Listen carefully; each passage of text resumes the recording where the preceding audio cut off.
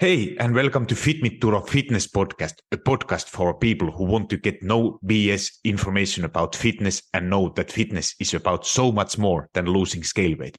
It's about feeling confident in your skin and empowered in your life. I'm your host, Turo Virta, personal trainer, strength and nutrition coach, and most of all, a husband of my beautiful wife, Miriam. Each week, my guests and me will give you some no BS fitness tips and motivate you to take action in your own personal fitness journey as we talk about nutrition, exercise, mindset, personal development, and executing in life with enjoyable but still effective strategies. If your goal is to look better, feel and be strong and experience transformation from inside out, you, my friend, are in the right place. Thank you for jumping in, and now let's jump into today's episode. Hey, and welcome to this FitMitTuro Fitness Podcast. Today, I'm talking about cardio and why it's so commonly misused as a tool for weight loss. It's very, very important to do, but why so many people are using it wrong, especially when you are trying to lose weight. And in this episode, I'm talking about how you should actually doing it right, in not only to improve your health and overall endurance, but also how to use it properly if your goal is, for example, to losing weight.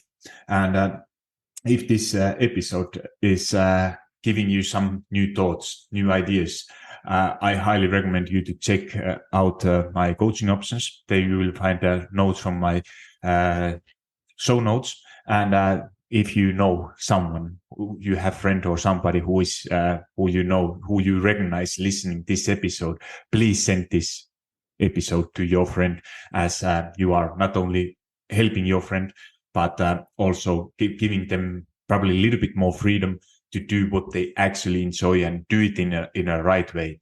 So let's get into this episode. And so what is cardio and what is most common misconceptions? So cardio is, obviously, you probably know, it's you use it to improve your heart health and endurance. So you want to not be out of breath. You want to be able to do things what you enjoy doing without being out of breath. And just it's just the normal things. You want to be able to climb up stairs, go for a hike, doing things you want to catch up, play with your kids without feeling tired. And it's very, very important. So this is the main purpose. Like, obviously, if you are an athlete or something, you want to improve your running time or overall performance, it's a very important tool. But why so many people are using it is wrong is that you are using it as a tool to lose weight and as a tool to burn more calories. And there is nothing wrong with that. But in this episode, I want to explain a little bit what matters more and how to use cardio properly and what is the best way and what is the best form of cardio, especially if your goal is to lose weight. Because most people, they think that, you understand the principle of calorie deficit. If you want to lose weight, you have to burn more calories than you are eating. And so you think that it makes kind of logically sense that you go for a run, you do some exercise or activity that burns the most calories. So you think that now when I'm burning calories, I'm going to lose also the fat and get that my weight scale showing a little bit lower number. But this is actually one of the biggest and most common mistakes what you are using if you are using cardio as a weight loss tool. So what is the right approach to use cardio for weight loss?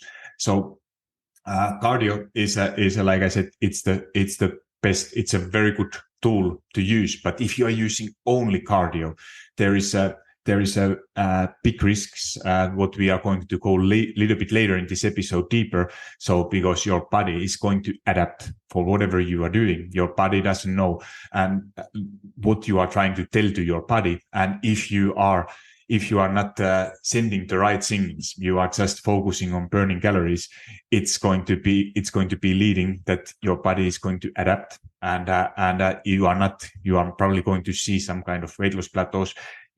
Weight loss is getting all the time harder, and if you are just focusing on burning more calories in a long term, you're gonna make your journey so much more harder than it could be if you do it in a right way.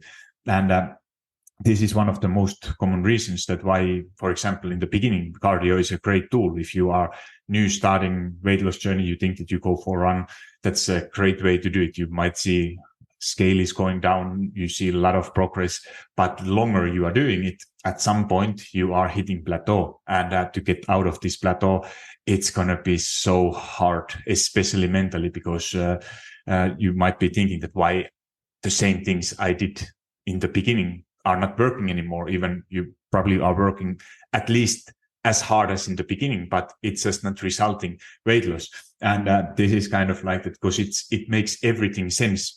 If you try to imagine, like, because your mind is thinking and your brain is thinking differently than what your body, and to understanding what your body is understanding and how your body is reacting for these things. So I have been recently trying to create in my Instagram and TikTok videos some kind of conversations between your brain and your body, and to help you to understand that why your body doesn't always understand what you are trying to tell to your body, because your body is basically, it's doing what you are asking to do. But the most common mistake is that your body have no idea what you are trying to tell, and it's confused. You are giving like so many different signals to your body, and so it's getting confused. It's like the same thing for you. If your brain, like if you are trying to tell 5 different things, and you have, then in the end you are overwhelmed, you don't know what you should be doing, and in the end you end up doing nothing. And this is exactly the same way how your body is reacting. So cardio is a weight loss tool, and how to use it properly, there is a couple good examples. Like for example, first, what I'm going to say is that you don't need to run to lose weight. You don't need to do some intense cardio to lose weight. So this is something like, for me, I tell it's my personal story. What I do, I don't enjoy running, and it's not that I have nothing against running. I used to run. I don't mind running, but I don't do it in a regular basis, because simply I don't enjoy it. And I still sometimes run. I do especially some interval trainings, but I don't need to do them with the running. There is so many other forms I enjoy doing more, and I know that I'm more consistent by doing it with something else. And the best way I have in the end now, I'm at age of 41.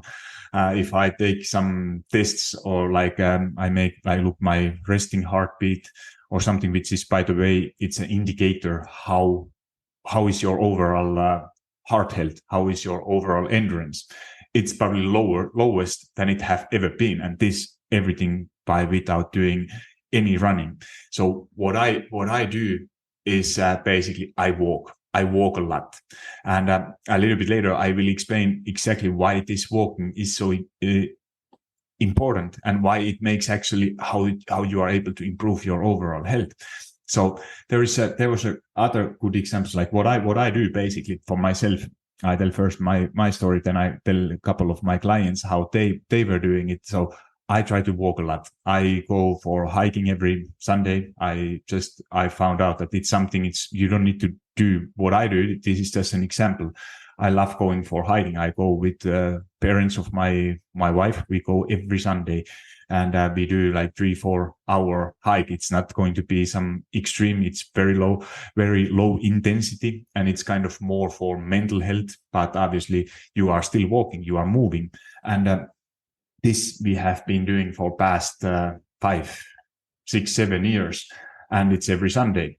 And in addition, I try to walk a lot. And this is not that I don't go for hours, but depending on weeks and schedule and everything, I try to include every day, and thinking every single time where I could get, if I have possibility to walk, if I'm able to walk, I choose walking. So kind of making the decision that I'm trying to stay active. And there were a couple of my clients in my membership coaching, Heidi and Sebastian. We had in August, last month, was a challenge, 300,000 steps challenge. And those two people, they won. They were in top 3. They were the first people who hit 300,000 steps in August. And in addition, they are doing some form of resistance training, strength training. That's what I do personally too. And now Heidi just messaged me yesterday and sent pictures that she have lost within past 4 months 10 kilos. And it's not that she didn't do extreme diets or changed everything. She just increased her activity. She walked a lot. She put focus on really hitting that 10,000 steps or 15,000, whatever number it's. The number is not important. It's just increasing where you are at the moment. So there is it's just a random number, that 10,000. So it might be adding 1,000, adding 2,000 where you are currently at. And that what makes huge difference. And then if you combine it with some nutritional strategies, like adding a little bit more protein, what we are talking a little bit later, and some form of strength training. It don't have to be a lot. I personally do 2 to 3 times a week, around 45-minute sessions. And that's what Heidi was doing. She was participating for my group workouts and doing 1 to 2 times a week, full body strength training, including sometimes there is some kind of cardio, high intensity stuff too. And Sebastian was the other example. He just messaged me that he was in vacation, and there, walking was just part of his routine. And that combining that with strength training, suddenly it feels that it's not even, you don't even do a lot. It's not that you don't chase that feeling that you have to be exhausted. And this is the hardest part to understand, that because you think that, losing weight have to be hard. It have to feel that you are really doing some effort. And if you go for a walk, when you come from a walk, you don't feel like that. You don't have that same kind of, you don't get the dopamine spike into your brain where you tell that, wow, this was now something. Now I have done something. It was like, okay, I did something, but it's not that you don't feel tired. You don't feel like that you actually have done something, or it was not like that you had that workout. And it's so hard to understand that you have to, it's enough. It's okay to do a little bit less. So why that is that important? So it's called metabolic adaptation. And what is that adaptation principle? So how your body is adapting in cardio workouts. So if you think that you are you haven't been running for years, and then you go for the first time, you go for a run. And let's say that maybe it's not the running, maybe it's kind of combination between walking and running. And you go for, let's say, 30 minutes. You want to go for 5 kilometers, which is like 3 miles if you are using miles. And you try to hit that in 30 minutes. And in the beginning, it might feel hard. You are barely not going to make it. But obviously, if you go for that 30-minute 5 kilometers for more often, at some point it becomes easier. And your body, because your body is very good at adapting, so you get used to it, what you're doing. So what you need to be doing, it's same thing with the strength training. If you you want to do 10 push-ups in the beginning, you might not be able to do them, but then at some point it's getting easier because your body is adapting. It's responding what you are telling your body to do. And it's exactly the same thing with the cardio. With the strength training, it's easier to avoid that adaptation because you just either you increase resistance. If you use weights, you add more weight, you add more reps. But with the cardio, it's over time, it's getting so hard because either you have to run faster or you have to run longer. So at some point you are going to hit kind of plateau that, or you run out of time, you run out of mental energy because it's so hard to do more. So the key part is that your body is adapting. So if you, let's say that that 5K in 30 minutes, you needed in the beginning 400 calories. Your watch is telling 400 calories. Maybe later on, maybe your watch is still showing the same, but honest truth is that you are not going to need, because your body, you have become more effective, and you don't need that. Your calorie burn is a lot lower, and this is the why your body is actually adapting to that cardio. So there is what is the science behind?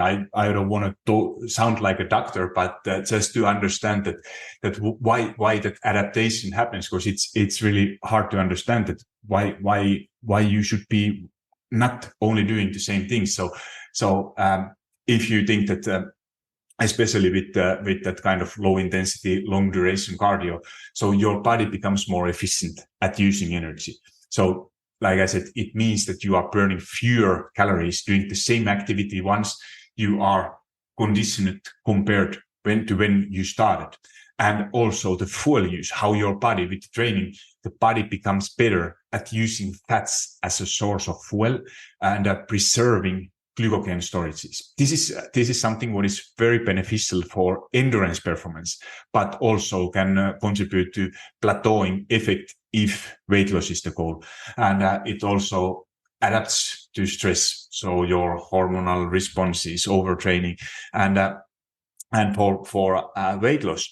So when your body becomes more efficient at performing the same cardiovascular activity, it burns fewer calories doing it. And this is often why people might see rapid weight loss initially when starting a cardio routine, but then hit plateau. And to continue seeing that weight loss or fitness improvements, you have to vary intensity, duration, or type of cardio exercise to maybe. And the most effective strategy is to incorporate some other forms of exercises like strength training. So this is why it's over time. If you only use cardio, only use running as a tool of weight loss tool, it's gonna be, you're gonna make your weight loss journey so much more harder than it should be.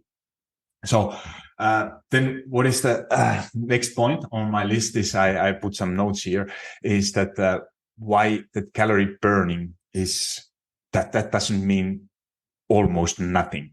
So if you are thinking that why that I need to burn more calories, so obviously you probably have heard that you need to burn more calories to lose fat, and now you think that you are, if you think comparing exercises, for example, strength training and cardio, it's 100% fact that with cardio you are burning more calories, and then you think why I should be doing some strength training if I burn more calories. And this is that misconception. What is, and I understand it's very hard to really understand, but if you focus only on burning calories, it's over time, it's getting so much easier, so much harder, because if you think that you just burn calories and during that cardio workout, like I said, first of all, your body is adapting. So you are burning less calories than you think. What also, if you do only cardio, what it is leading, like that obviously your body needs more energy to compensate that fat loss. And if you are not trying to prevent that muscle loss, so you might be losing also muscle loss. So this is something what is if you look, for example, runners, there are different runners like marathon runners or sprinters. If you look, what is the difference? Like I haven't seen any marathon runner who is like really muscular. They are more like a really thin and don't have a lot of muscle mass, because simply it's muscle. You don't need muscle to be effective. And that is how your body is also responding. If it's for sprinting, they are usually, if you look sprinters, they are very often muscular, because you need that. It's a strength, what you need in that short term performance. And running is a great tool, but depending how you are using it. So if you only go for longer runs and trying to lose weight, it's very misleading. So because your body, like I said, it becomes more efficient. It reduces that energy consumption, and it potentially leading that you are losing muscle mass. And when you are losing muscle mass, because it's leading that you are burning less calories when you are resting. So let's say that your maintenance calories were 2000 and you are doing some cardio, you are losing some weight, you are losing also your muscle mass. And now when you are resting, earlier you were needing 2000, now you might be needing 1600, 1500. And then it's at some point, maybe something happens in your life and you can't do as much cardio as earlier. And now you are totally fucked up because you need 1500 calories. But so what it means, you need to eat even less than before. And if it's only thing what you focus on, it's getting so hard. And other thing, what I always want to tell that if you are focusing on those burned calories, if you look your watch or sport tracker or whatever you are using, those are very inaccurate. Like there are studies that they are overestimating from 26 to 97% of calorie burn. So if your watch is telling 500 calories, you might actually be needing 350. And it means close to zero for your weight loss. So it's just that it's 5 to 10%. Maybe if you are very, very active, it might be 15%, but it's not going to be more of total calories you burn. So it means close to nothing. What matters more is your daily activity, how active you are outside of your workout. So if you think that if you are very active, you might be working out 10 hours per week. So that is already pretty good. It's still in a week, how many hours you have, it's like 5% of your total hours per week. So that's why your recovery, sleep, nutrition, activity outside of your workouts is a lot more important than focusing only on those 5%. So what I recommend always to my clients is that don't add. If you have a tracking app if you are tracking your nutrition, for example, get those burned calories away from your tracking app. So you don't even see how many calories your app or tracking thing thought you burned, because then you might be thinking that now I have deserved more food.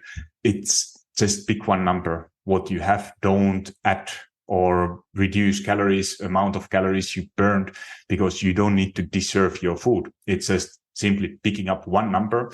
If some days, let's say you have a workout day, you are feeling hungry, you feel like that your stomach is crawling, you don't have energy, then eat a bit more, but don't base that number on thinking that how many calories you have burned, because like I said, it means close to nothing.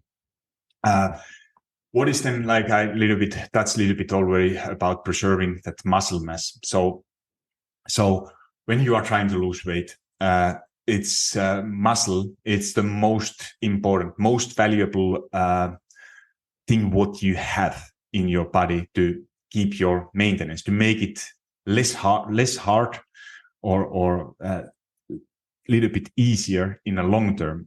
Because like I said, if you are just solely focusing on cardio, you are burning also your muscle. Your body doesn't care. It needs that to be in a calorie deficit. It needs that your body needs to compensate that missing energy from some tissue. It could be fat, it could be muscle, but your body doesn't basically care if it's from your muscle, if it's from your fat. It's just some tissue where you need to get that energy away. And now when you are, if you are not fighting against that, it's going to be muscle, your body muscle is a lot easier to take the energy from. It's maybe it could be in the beginning fat, but then less fat you have, muscle becomes more tempting for your body to take that energy away. And when you lose muscle mass, you burn less calories in your outside of your workouts, in your, like when you don't do nothing. And this is like exactly when, like I said, that if you are not at some point, you are not able to follow your cardio routine, you need to eat even less. And this is the hardest part to maintain. That's why you think that I do exactly the same things and I don't get results, or I gain weight, because you have just lost your muscle mass. And that is those consequences of that muscle loss, is that it's slowing down your metabolism. And like I said, it's causing those weight loss plateaus. So how to do it? It's first of all, what is preventing muscle loss? It's that some form of strength training. So I always read that use some kind of like, you could be doing your body weight exercises. Body weight is a great tool, especially in the beginning, but at some point it's getting like, what is important in strength training is to follow progressive overload principle. It's like it's same than in cardio, like doing always something more. So and with body weight, it's getting just so hard because you don't have so many exercises what you could be doing. Like if you, let's say that you want to do squats, you could be doing body weight squats, but then at some point, you have to do 100 of them.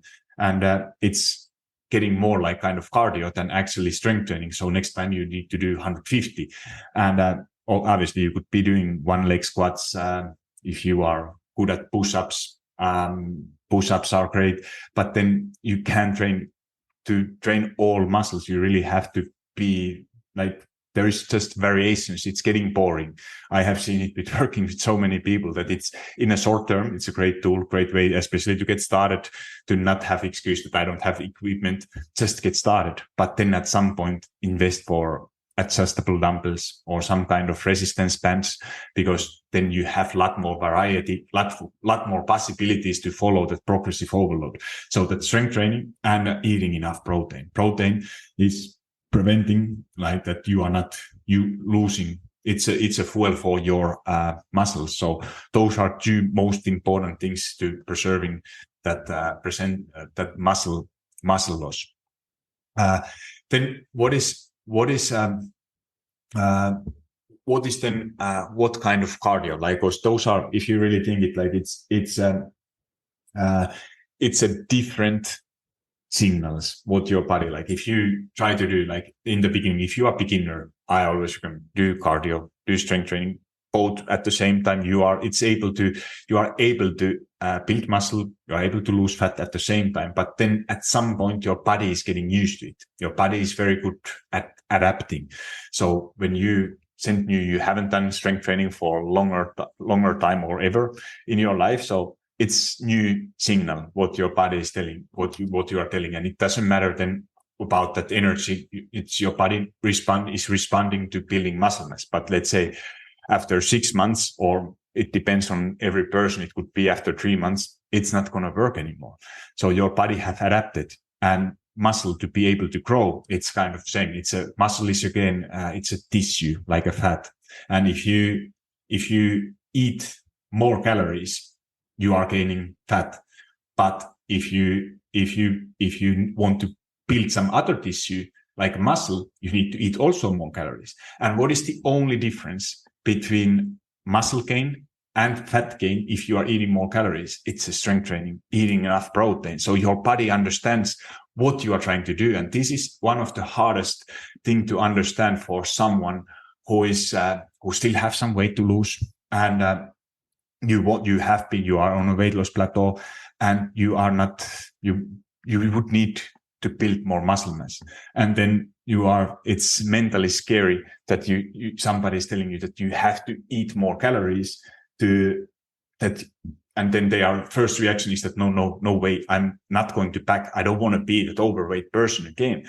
But I don't say that you have to go in a surplus, but at least in your maintenance levels, learning how to maintain your lost weight, and at the same time, putting that focus away from fat loss and putting it to getting stronger, building more muscle. And then after that, you go back in a deficit. And this is the best way, like changing all the time, not all the time, but I would say that in normal cases, as soon as you hit the plateau, do something differently. It's usually 3 to 4 months when your body is recognizing what you are trying to do. And that's why it's important also with the strength training, changing your routines and not always waiting. Like what I have seen is the best way, like that you think with my clients, if they are still doing great, but there are some signals coming already that now it's kind of getting into a routine. And that's the time when we usually change focus. It could be focusing on 1 month only for improving endurance, cardio, and putting kind of that gaining muscle mass and strength in a maintenance. And it would mean to do, for example, 1 strength training per week, and instead of 3 or 4 sessions, just one, just to maintain muscle mass, focus improving cardio. And then maybe next month, it's just walking and focusing really on building muscle. Because if you try to do everything at the same time, if you think what your body is thinking is that when you try to build muscle mass, it's that you need more energy to build muscle. And if you try to improve your endurance, it's completely different signal. So you try to become more effective. And when you try to do everything at the same time, especially when your body already knows that you have done strength training, you don't have those kind of newbie gains anymore, it's getting almost impossible to do both at the same time, or you won't see as much results as you would say, like, let's say that in 6 months of time from now, you take 6 months till March. Now it's September when I record this. So 6 months from now, if you try all the time, next upcoming 6 months to focus doing both at the same time, or if you would focus, let's say month by month, either cardio, either strength, I guarantee you have better results in a both if you focus one thing at the time instead of kind of trying to do everything at the same time. And this is kind of the best approach if you think that how you can get the most out of your body by working smarter and not always harder. Then next topic I wanted to cover is that what is the best cardio for different goals. So if your goal is simply improving your heart health, your endurance, the best way is for me is zone 2 cardio, and that including in addition some kind of interval training. So this is if you think that how marathon runners, how endurance athletes are training. So it's a zone 2 cardio. And obviously for marathon runners, for endurance athletes, that zone 2, it might be running. But for most people, like for me, zone 2, it means rapid walking and or walking a little bit on like a hiking or something on uphill. So this is when if you have a watch, you can follow what is your zone 2 heartbeat, and it feels always kind of easy that you could be doing it for long. And it's if you are, because it's not, like I said in the beginning, it's not chasing that feeling. It's after that workout, you feel like that, oh, I could be going for a lot longer, but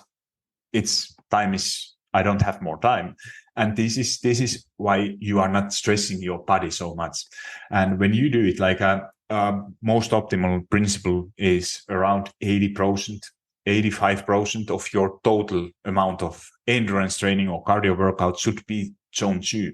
So let's say that the simple example is you have 5 hours per week for your cardio. It could be walking, it could be, or it's total 5 hours.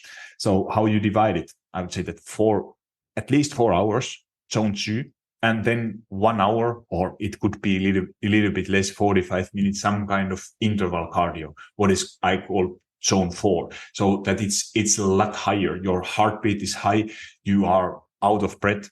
And obviously, if you have a sport watch, you can watch those zones, and it don't have to be really like that optimal, but at least for most people, doing one interval training where you push yourself, your heartbeat is going into almost maximum, and this is more than enough, and you will see a lot more benefits, a lot more results than trying to do like what most people are doing. It's kind of that zone 3, what feels hard, and you do it.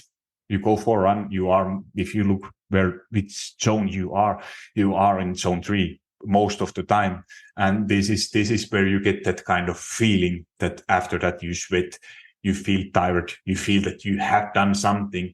But I guarantee you would get better results if you follow this 80-20 principle with the zone 2 and zone 4. So obviously zone 4 is very taxing for your body. But it's like I said, that it's that principle, like those sprinters you need. If you do something like very quickly, your body is not adapting. Your body is not using, it uses different fuel. And this is when you are preventing your muscle mass by doing interval training. So it could be for example, there's many forms of doing it. You could be doing it while running, while doing bicycle. I personally love playing tennis, and obviously it's a little bit longer. It's not the same thing, but I have pretty high amount. Obviously it's most of zone 3, so it's not, but that is my way, how I enjoy doing. I don't have that, my endurance. I walk a lot, and this is how I do it. So this is the most effectiveness. And then the rest you do depending on every month's goal. You do kind of strength training depending on how intense you want to work. If your goal is to, for example, for fat loss, I would say that 1 interval training, a lot of walking, and 2 to 4 strength training sessions per week. And you are kind of getting both. You are focusing more on muscle mass. And then in months after, it could be just 1 strength training, focusing more on cardio.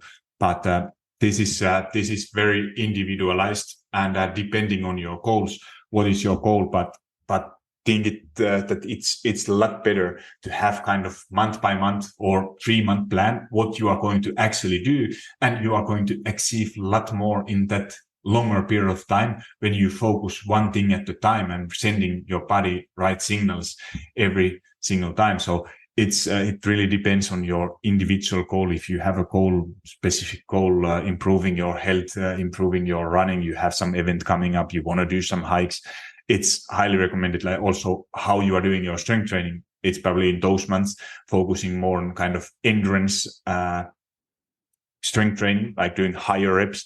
But then on the other months, if you try to build, for example, maximum strength, then I would not recommend to do like kind of that long cardio except walking. Walking is always great that you could be doing without having you don't have to be scared that you are losing muscle mass, because that is not taxing to your body. And it's actually helping with the recovery and everything. So there is different kind of methods what you could be using. But it depends a lot of your individual goals and what is tailored for your specific health and fitness goals. So what is then positive side effects of cardio? So there is so many health benefits. I'm not saying that you should not do it, but just think it how you are doing it. So it's improving overall stamina to overall health, and you feel just so much better when you have more, like, you can do things what you enjoy without getting tired, without getting exhausted right away. And it's what is then the best way of doing that cardio. It's what you actually enjoy doing. So you are able to do it for longer, for more. And for me, it's just walking. Obviously, I enjoy playing. I do some ice hockey. I'm refereeing. I enjoy playing tennis at this time, or basically whole year, not in winter. But this is what helps to feel so much better when you do something what you actually enjoy. Because if you hate something, you do running or you do cardio simply because you want to lose weight, it's in the long term, it's not gonna work for you. So finding really that way what you enjoy doing it, and when you are doing it for zone 2, what feels kind of easy. So if you don't have sport tracker, first of all, I recommend to get one just to become aware of what is happening. It's interesting to watch. I talked with a couple of clients. They were avoiding to get some kind of sport tracker, but now when they have it, they are excited to see how many kilometers, how their heartbeat was, kind of stuff. But if you don't want to have, that's totally fine. How to know that you are actually in zone 2 is that it's kind of that you are able to talk, but you don't want to talk all the time. So this is the difference between zone 1 and zone 2. So zone 1 is that, you want to talk all the time and you don't want to stop. Zone 2 is that you are able to talk, but you don't want to talk all the time. So you can make sentences, let's say 12 to 15 words, without having that you don't have to stop and take breath. So you can talk, but you don't want to keep talking longer. So if you are not able to make 12 to 15 word sentence without taking a breath, you are zone 2. But if you are not, then it's zone 3 if you are not able to keep up with the conversation. And then if it's zone 4, then you feel it, you are almost on your maximum heartbeat. So this is what I recommend, that finding some activity you enjoy doing. So it's giving you that kind of positive relationship with exercise. And it's not easy to tell that what it is for you, because it's totally up to you. I had a clients, they love doing frisbee golf. They, it's walking. It might not be the most optimal or whatever you call it, but it's still, you enjoy doing it. You do it a lot and you don't count it as an exercise. So it's positive relationship with this whole exercise thing. And this is the best way how to do it. Walking, just simply something what you naturally enjoy doing, and you can do a lot. So this is the best way. And then obviously if it's a nutrition part, when you are doing cardio exercise, so obviously you need something called glycogen, and it's called carbohydrates. So this is the energy, the main fuel source of your workouts. You might be using, if you go for longer, you might be using fats, dietary fats, for your fueling your workouts, like longer you go. But basically it's those two things. But what is still the most important is protein. So protein, it doesn't matter if you do endurance sport, strength training. What I see that 80% at least of people who start to work with me, they eat way too little protein. And when you start adding protein, you feel less hunger, you are preventing muscle mass. So you are not losing muscle mass, and it helps you if you are doing strength training at the same time. It helps you to maintain your muscle mass or build muscle mass, depending on what your goal is. Because if you are in a deficit, building muscle mass, it's gonna be hard. Especially if you are not beginner or you had a longer workout break. And then there is the big danger. So even your goal is to lose fat, and you try to go for bigger deficit, it's gonna how it's going to lead. If you take like that, you think that now I have a lot of weight to lose. I go for, let's say my maintenance calories is 3,000. I go for 2,000 or 1,800. So I go big deficit that I'm able to lose weight faster. So what is going to happen? You might be seeing in the beginning weight loss, but then later on you will have a lot less energy. You are going to probably lose muscle mass instead of losing fat. And your energy levels, overall performance in your workouts, you are not able to perform. You will feel tired all the time, and you don't have energy to do. And this was one of the best examples, was that if you are there is nothing wrong if you don't enjoy eating carbs. You see that it's working very well for you. But if you are completely cutting your carbs out and you want to work at the same time, because maybe you have been doing some keto or zero carb diet, your energy levels, you feel it right away. And it's kind of like feeling that, my body he said that he was cutting carbs completely out and he couldn't get up with the stairs. He's an athlete. And then at some point, it was going so low that he never had that kind of feeling, that he couldn't even climb up 10 stairs, that legs were gone. And, you don't have to wonder if it's too big, that deficit. You don't have any energy to work out or to do. And it's even, you might be losing fat, but it's always leading that at some point, then you are telling to yourself that now enough is enough, and then you are going to eat. You are not going to stop it. You feel guilt and shame. So the best approach is to take it step by step, going for slower, because it's not who is telling what is the good amount of progress. What is more important is that while you are making progress, while you are losing weight, you are feeling good. That it doesn't feel that you are doing some extreme diet. You don't have some date there that you have some kind of goal line when you have to be done with the weight loss. So there is no deadline when it has to be done. And this is, don't just trust me. Don't try to search the fastest way of doing it. So, and now this was episode.